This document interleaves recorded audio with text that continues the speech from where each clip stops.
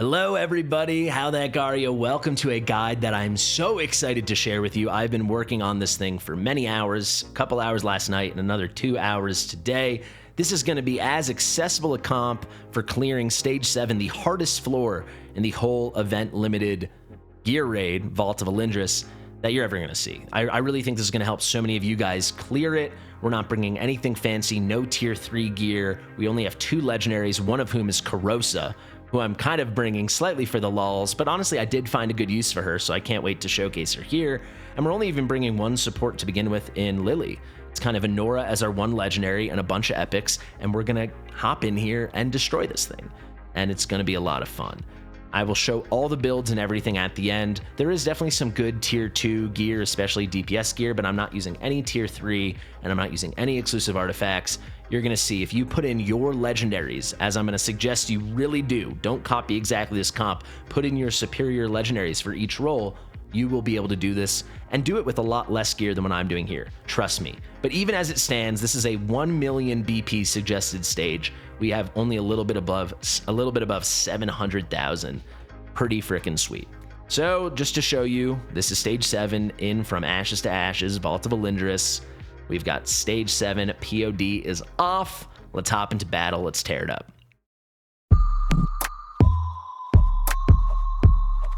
Fastidious.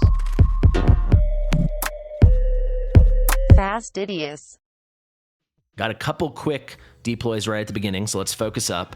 We're going to take Mari and place her here, pointed to the left inward. And then right when we get 19 costs, we're going to take Anora and point her to the left, placing her down here. And what I'm going to do that I almost never do in any guide, and certainly not any content that I'm doing myself, I'm going to turn on auto ult. So this will automatically cast the ult for a unit when they can or the game thinks they should. We're not going to leave it on for the whole battle, but it really does help at the beginning. So we're going to do that right now. We're going to get 1 early ult here from Anora, and then most importantly, we get 3 ults off with Mari, and we don't have to worry about manually triggering anything, which is super helpful because it's so important to be deploying everyone at the right time.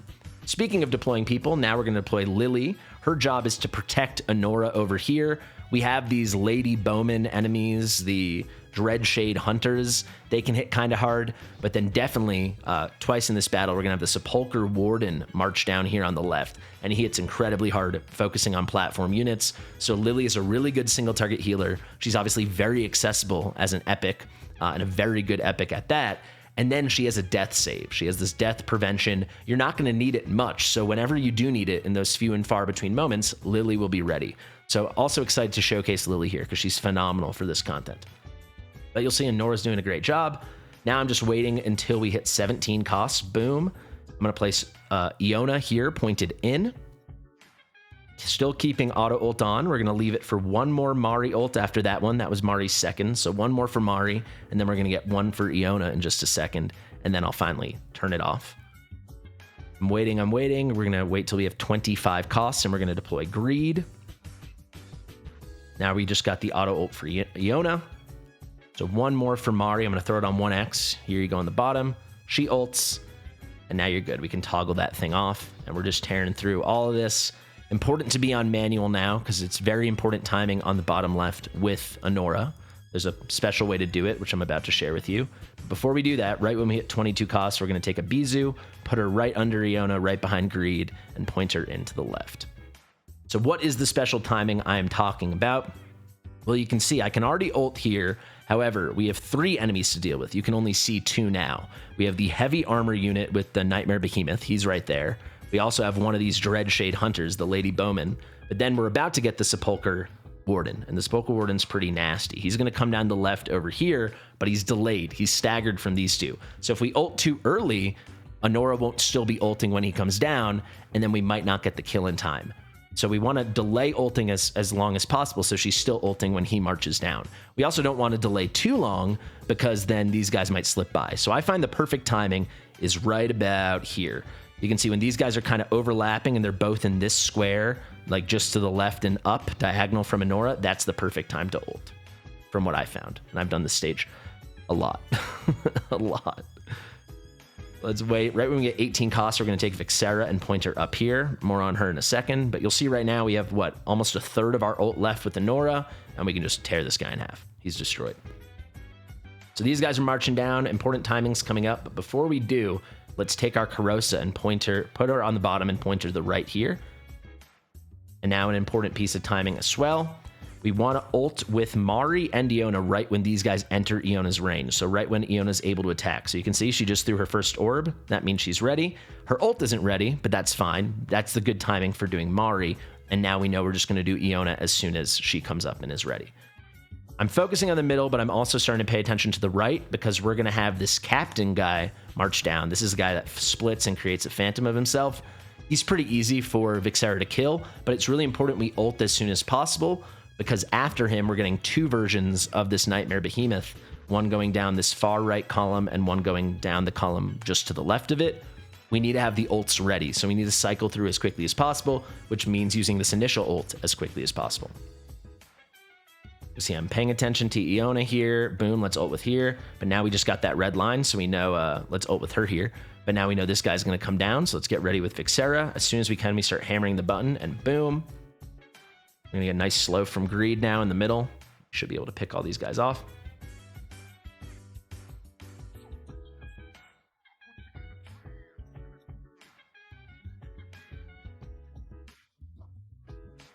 Excellent. So now you can see we're almost ready with our ult again with Vixera because we were so early. And we're going to do the same thing because we still have to cast 2 more ults with her. So as soon as she's able to ult on this guy, we're going to do it. Boom. And here is where Karosa comes. Karosa's serving 2 roles. The main role is we're making use of her passive, right? Because we're bringing so many mages. All of our DPSs for this stage are mages, and she's giving a 6% damage boost to all of them.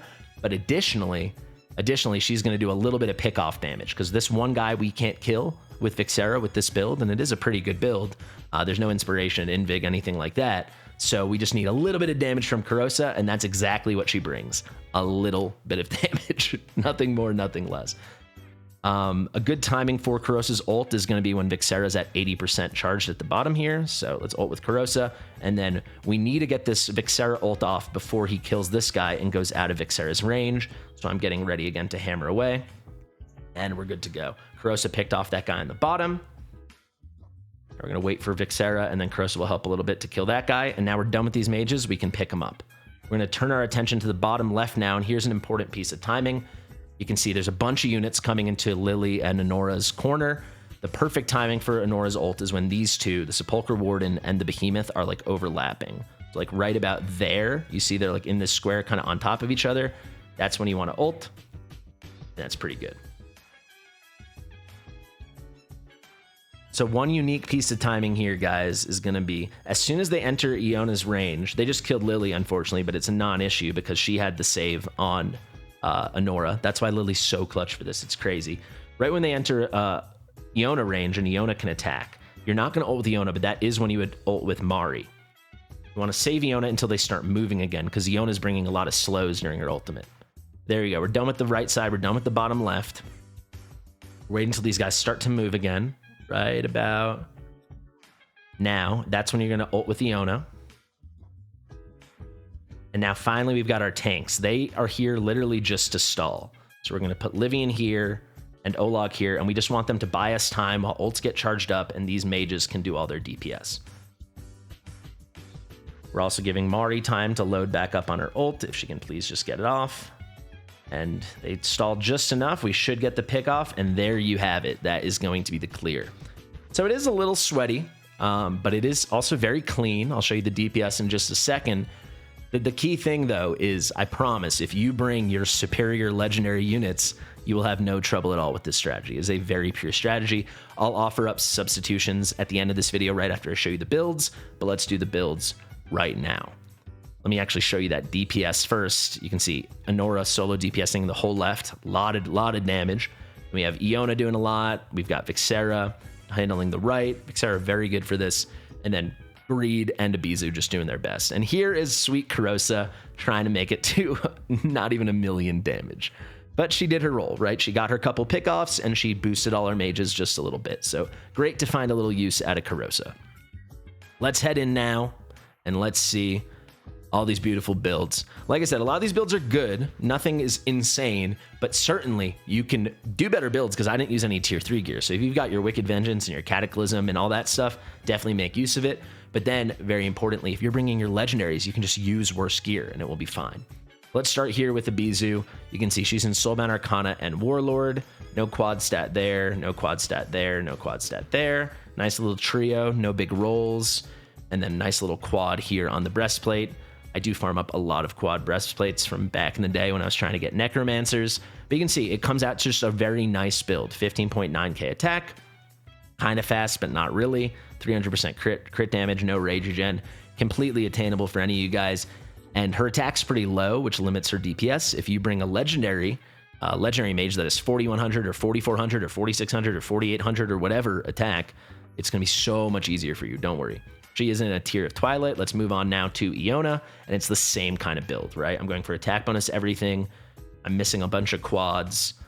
No quads at all, actually. Here we got a little trio, and here we got my standard little breastplate. This one doesn't even have flat attack. That's like just completely normal gear for the late game. This is not end game gear. Same kind of attack, close to 16k.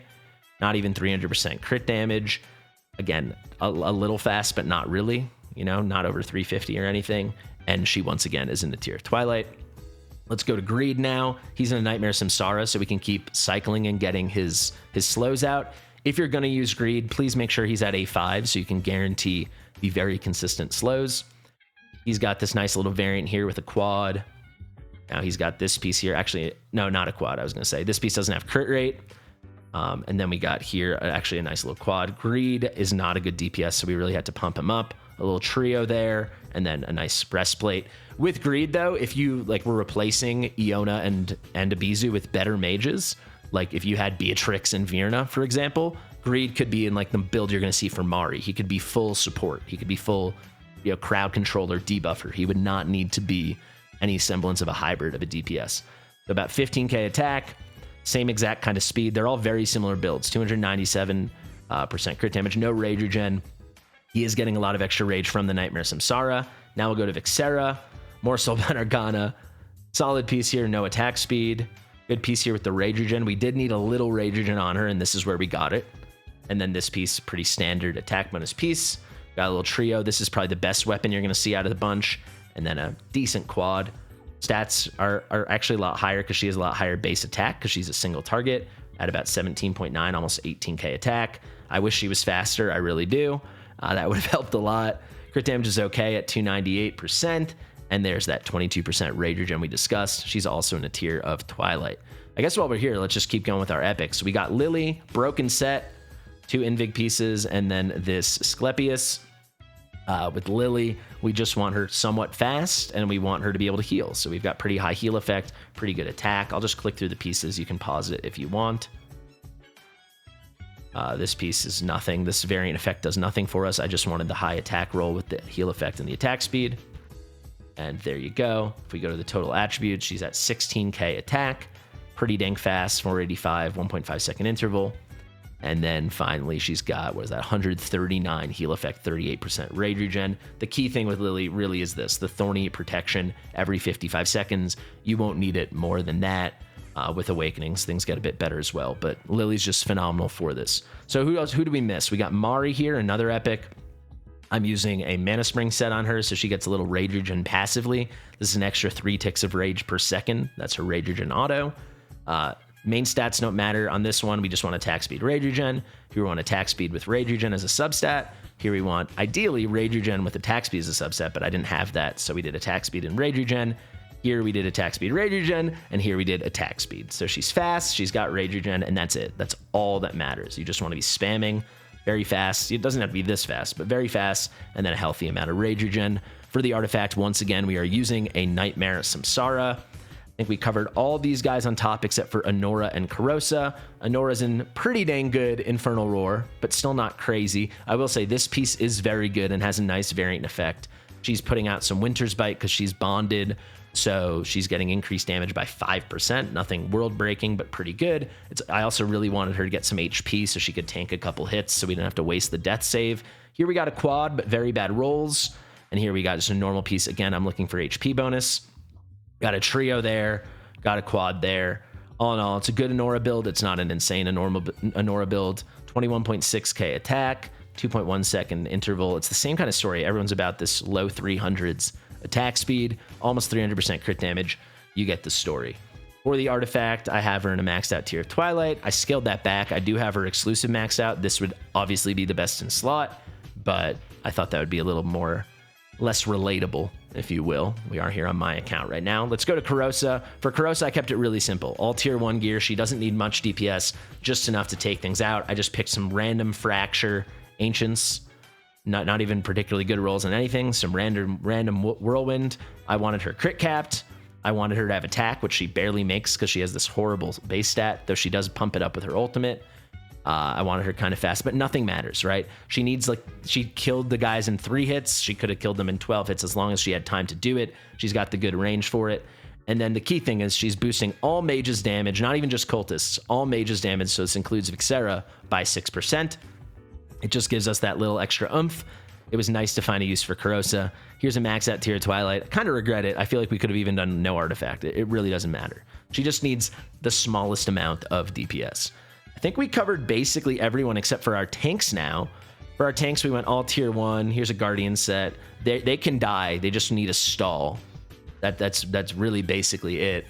If you could have a way to cycle through, if you get the kill faster, if you don't need Karosa on the bottom and Vixera gets it done, if you could get Olag out earlier so he gets his shields up faster, that's good. But all in all, they're just biding you time. Same thing with Livian, same exact kind of gear. Some mediocre, here, this was even attack speed. Pretty mediocre Guardian, and then normal Life Force. These are the stats. For the artifact, we've got her in a Watchguards Unity base promo. And here we got a max out Northswill for Olag, but the artifact doesn't matter. So there you have it. Those are going to be the units. Who do you swap in? For the left side, the 2 best units in the game for the left side, Kagiri can basically solo the whole thing if you've got him. And then certainly Silas, if he's bonded, he'll need to be bonded, but he's broken good for this. He's phenomenal. So I'd suggest both of them over Anora. But that being said, Anora is so good at this, as you saw. So Anora is a very top choice, I'd say, for a mage.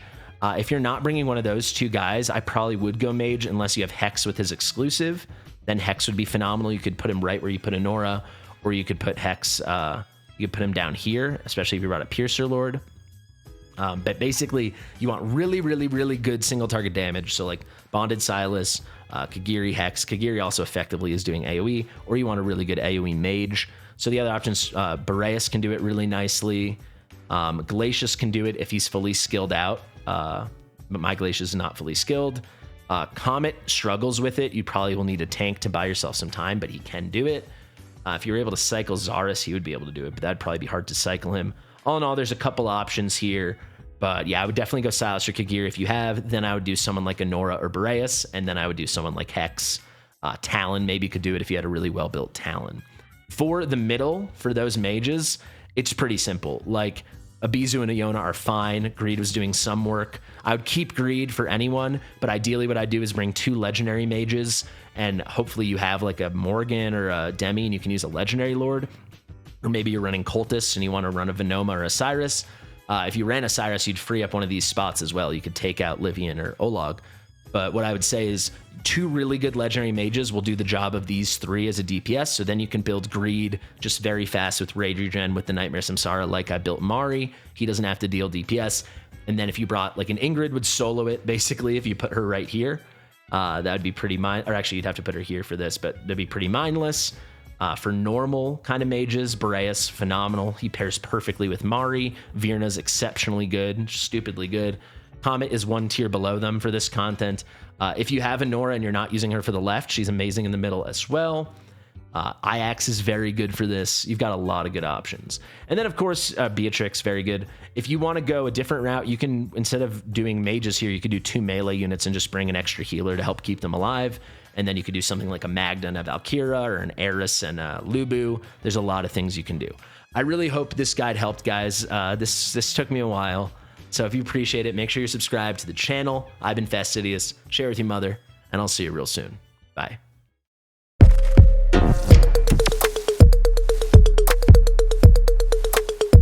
Fastidious.